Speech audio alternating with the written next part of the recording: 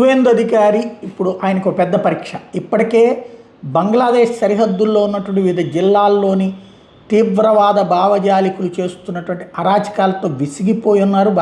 స్వయంగా సువేందు అధికారి పిఏనే ప్రాణాలు కోల్పోయాడు.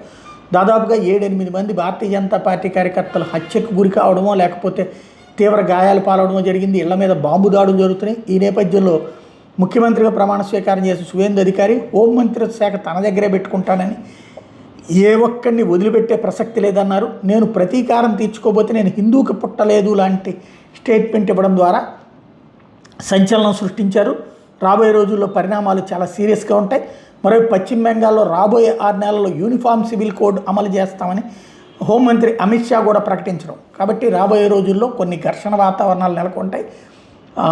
జ్యోతిష్కులు చెప్పినట్టుగా ఒక 6 నెలల నుంచి 2 సంవత్సరాల దాకా అక్కడ ఎలాంటి పరిణామాలు జరిగినా ఆశ్చర్యపోనక్కర్లేదు.